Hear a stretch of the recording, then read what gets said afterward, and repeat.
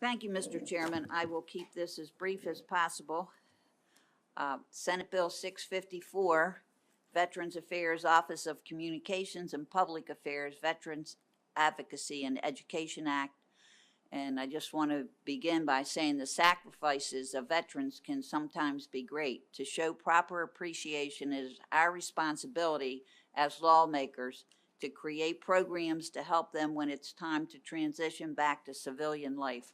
Senate Bill 654, with the sponsor amendment I am offering, is a straightforward bill to alter the name of the Outreach and Advocacy Program to the Communications Outreach and Advocacy Program.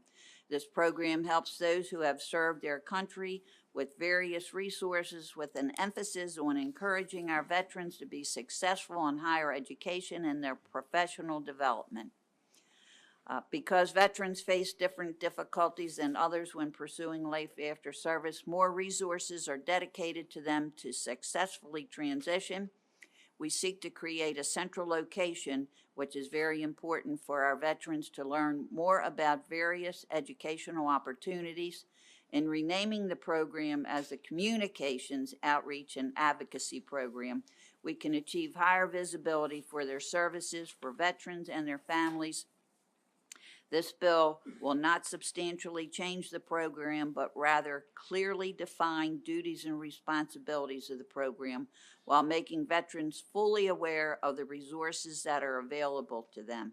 For more information, I will refer to you with the Secretary of the Department of Veterans Affairs, George Owings, Secretary George Owings.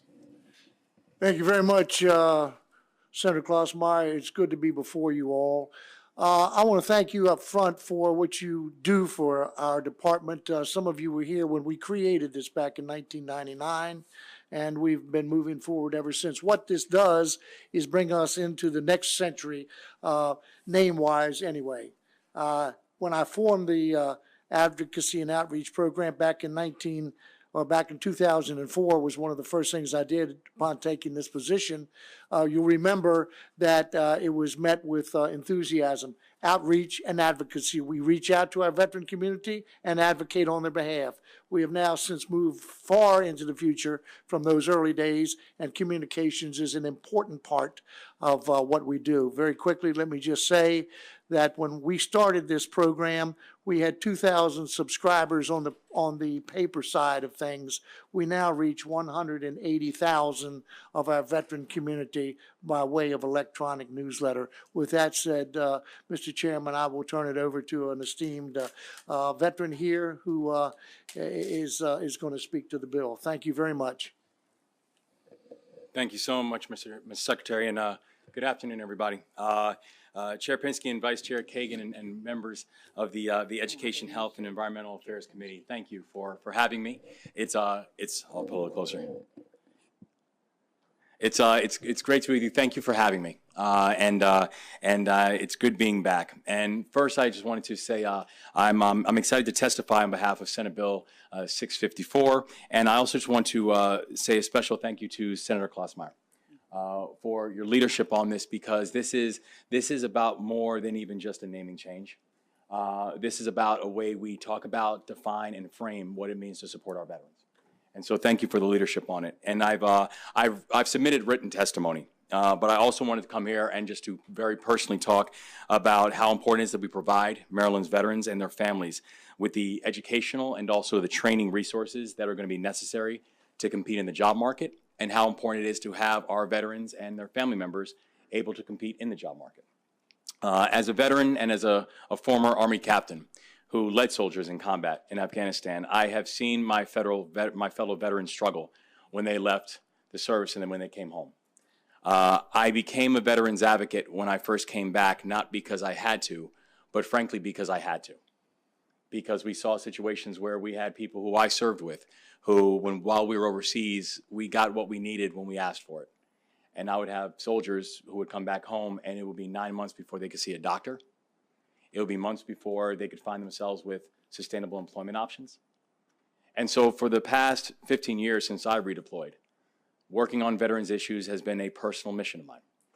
And with the right training, we know and we realize that our veterans can easily make the transition to succeed, and more importantly, they can also help to drive our economy, which right now has about 198,000 job openings that we know that our veterans could be uniquely capable of being able to fulfill and serve. And so many of our veterans are small business owners, and they are employers themselves. The state of Maryland alone has about 50,000 veteran-owned small businesses, which generate over $20 million in sales each year and employ thousands of people, many of whom are veterans themselves. And so our veterans have incredible potential to continue to serve and lead in communities, and I hope to think, and I'd like to think that I am evidence of that. And yet the data from the Department of Veterans Affairs shows that less than half of all eligible veterans use any form of benefit at the federal level. Less than half. And by helping our veterans and their families receive the educational and the training resources that they need to compete in the private sector, in the service sector, in the public sector, we're not only fulfilling a moral obligation, but we're helping to prepare a stronger and a well-prepared workforce. And I'll close just simply with a principle that for many of us who served, one of the first things that we learned in our basic was a principle that they asked us to live by. And that principle was simple, and it was just leave nobody behind. And this is something that I know that all Maryland veterans hold as solemn. Passing this bill will be one step in ensuring that we don't leave anybody behind, and the path to do so can be clear and laid out. I thank you for the time, and I look forward to any questions that anybody might have. Thank you, Senator Klausmeier, Secretary Owings, and my choice for Governor Wes Moore. But this is not a campaign rally. Are there questions from colleagues? Senator Patterson, do you have a question? Well, I'm going to be up in a few minutes with my very own bill, but just like to extend special appreciation to those of you who decided to take time out of your business schedule to come here and acknowledge the wonderful thing and all the wonderful things, and of course the things that needs to be done on behalf of our veterans. So thank you very much. Thank you, Senator Patterson. Senator Washington, followed by Senator Carrozza. Again, thank you, Senator, for this bill, and I want to recognize my constituent, Wes Moore. I think I was his choice as senator. I hope I was one of them. You were, Madam Senator. You were. But I wanted to ask you, the Director Moore, about where you fit in the Department of Veterans Affairs. So there's the Department of Veterans Affairs, and will this be? It looks like you're turning it into an office. Yeah. Well, whoever can answer the question. Yeah, Mr. Secretary, you can I was just being nice to him because he's my constituent. We're both on the ballot. No, I thought she said more. Owings is Owings. Yes. Sorry. Yeah, okay, I'm sorry, Sorry. Senator, yes. No, it's not a separate department maneuver or anything else. It's an internal redressing, like Mr. Moore said, we are dressing up that program. Yes. And moving it into this century because it's what we do now. It's just not named that way. So okay, I guess I was because you're moving it from a program to an office. No, we're not. The amendment reduces it back to a program. Oh well, that's disappointing. Yeah. Huh? Yeah. Everything's going to be together. Exactly right. Oh. Okay, so there can't be an office within Veterans Affairs that's about community? The office, cabinet level, is the Office of Veterans Affairs. Below that, I operate 5 separate programs. Right. We run the Veterans Home. We operate 5 cemeteries. Yeah. We have the outreach, advocacy, and hopefully communications side of things. Yeah. We have a 1-person operation for the trust fund, which I'm sure you're familiar with. Yeah.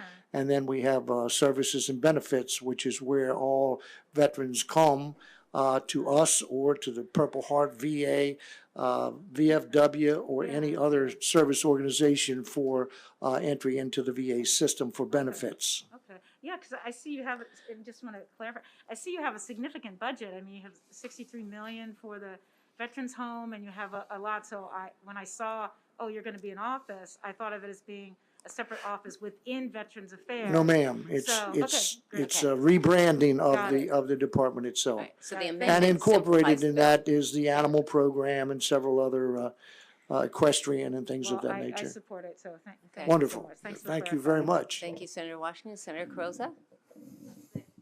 Madam Vice Chair, and I haven't stopped smiling since I walked in. Thank you for this bill, and I want to point out Secretary Owings' leadership. We served together in Governor Ehrlich's administration when you were the Veterans Secretary then, and you put a lot of this in place. So this bill today coming forward to keep the good work moving forward is needed. But it also is a reminder of all the services you're providing to our constituents. My question, and it is for the Secretary, you'll recall back in 2015, my first bill as a delegate was you helped me with a veterans small business procurement bill. Yes. And I just heard Mr. Moore mention that, we should talk about how you have our leaders, our military, our leaders, when they're serving, when they come back home, we should be supporting their transition so they can be leaders at home.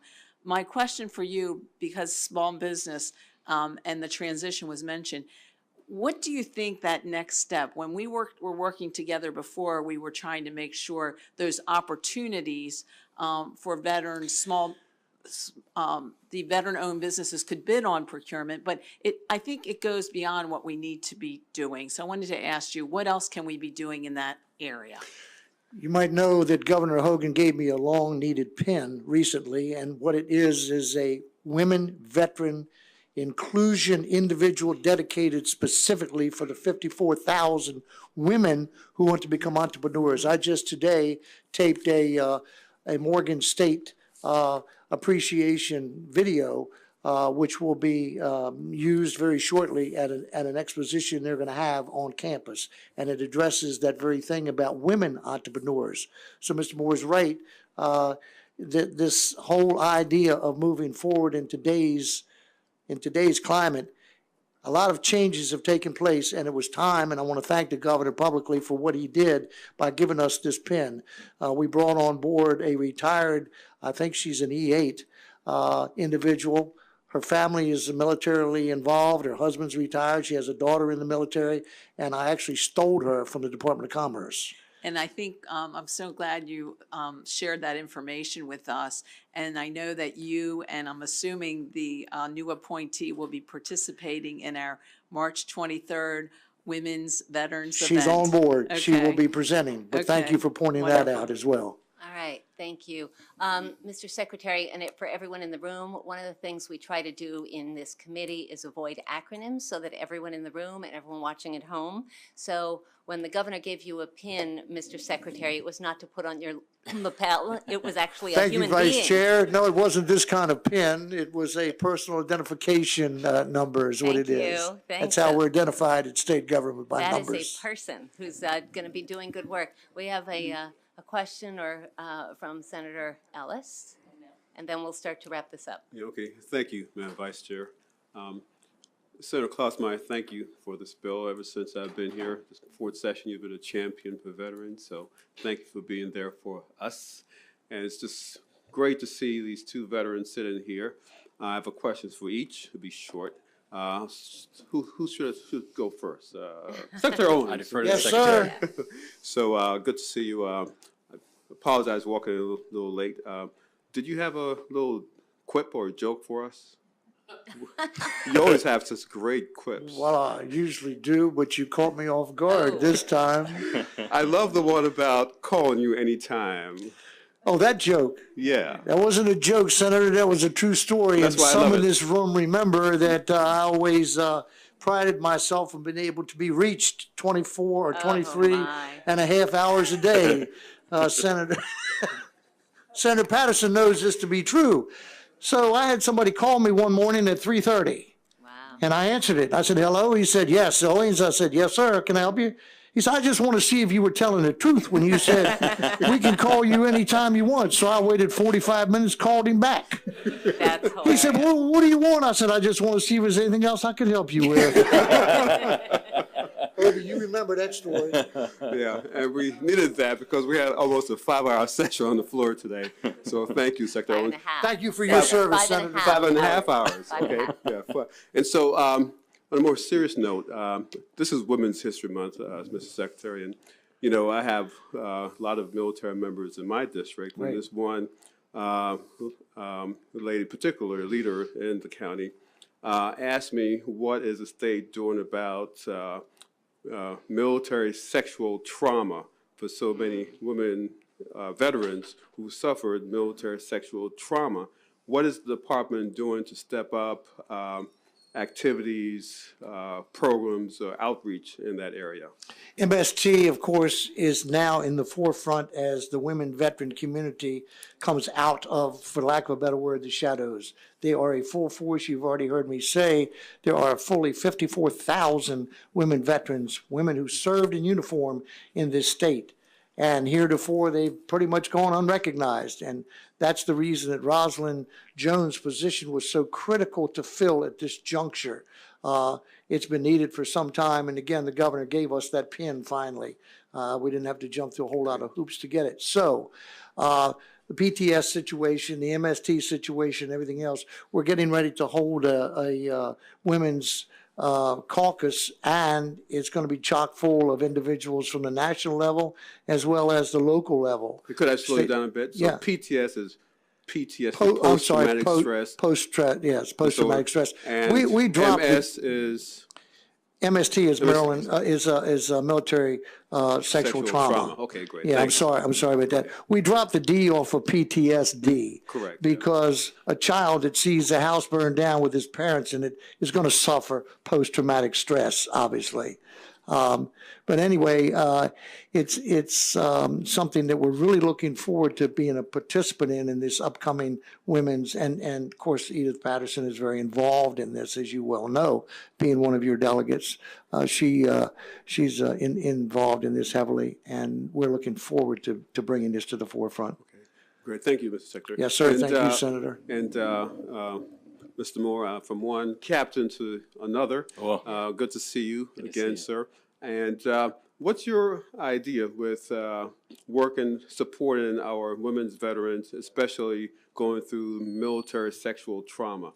Have you done anything in that space? Could you elaborate? We have. Thank you very much, and thanks for your continued service. Actually, I was formerly a board member of an organization called Iraq Afghanistan Veterans of America, and one of the issues that we worked on, in fact, the name of it was She Bore the Battle. And it was a real core focus on being able to support not just the survivors of MST, military sexual trauma, but it was also about making sure that the transition points for women veterans as a whole were in place. Part of the challenge that we had for so many female veterans as they were coming back home was the supports that we had in place, the mechanisms that we have in place were oftentimes chronically underfunded because when these elements were built, they were not built with female veterans in mind. And so part of our goal and part of our focus with the entire initiative was to both make sure that we had elements that were fully funded. The second thing was, and one of the reasons why I'm excited about, and I think it's important and overdue that we do have the pin for this role, is it does come back to this idea of the people who are closest to the challenge are also the ones who are closest to the solutions. And so it's about making sure that we have women, that we have not just survivors of MST, but that we're making sure that the decision-making premises are actually occupied by a representative body, so we don't have those oversights. Yeah, I'd like to take a little step back, just a little step back, and I'm speaking from a position of knowledge, but people listening here might not know what are the issues of military sexual trauma. I don't know, Secretary Owens, you can say what a lot of our female service members go through. What are we talking about when we say military sexual trauma? That would be while they were in uniform and inappropriate sexual behavior was encountered by the women veteran. It went unreported so often and so long because of fear, nothing more. One, fear of what? Fear that they're going to be counter-accused, kicked out of the service, berated, looked down on, shunned by other people they're serving with. So it was a fear factor Or not believed. Or not Or believed. not believed, thank you, Vice not Chair, believed. or not believed at all, Senator. I mean, is a real growing problem. It's just now coming to the forefront. It hadn't been that many years when MST, military sexual trauma, wasn't even in the vocabulary, wasn't discussed. It was swept under the rug. And now it's raised its ugly head. A little late, but at least it's out there now. And hopefully we can chop the head off. Yes, we Thank you. can. I'm sorry. So, Senator Ellis, thank you for being an ally, not just for women's veterans, but for women. You're really wonderful at that. So I really just want to give you a public shout out for that. And No, you're wonderful. I So- would just like to end by saying here's to all the veterans that are here in Annapolis and all throughout Maryland and the whole world. Amen, So, amen. and they're over there fighting for us now, and we have to always remember that. That's first thing. And I just want to say, for the benefit of Marylanders, Maryland veterans, we have the best Secretary of Veterans Affairs everywhere, because this man has moved the Department of Veterans Affairs from here to here, and he will continue doing that. Yep, So Secretary Owings has been in my district, and we have, we've cooperated Great on a lot of pictures, stuff. but I'm not So gonna share. before we wrap up, I feel like I'd missed the opportunity if I didn't ask Wes Moore to just add, this is a great start. How would you add on to this if you were to ever have the capacity to add on to something like this? Just fantasizing what if, you know? No, thank you. If I were to have the opportunity to be here next January 18, I think there's a few different things that we also want to make sure that we also layer in and level in.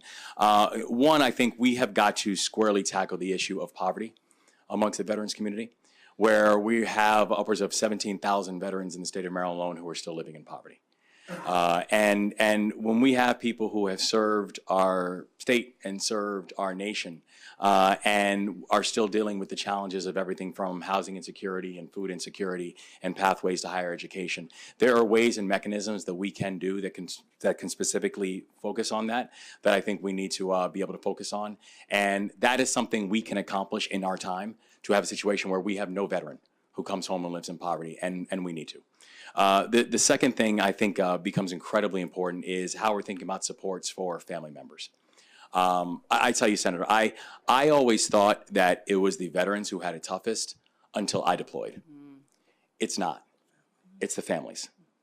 Because when we're deployed, you know, we have good days and we have bad days, but we have each other. Oftentimes, families are left very much on their own.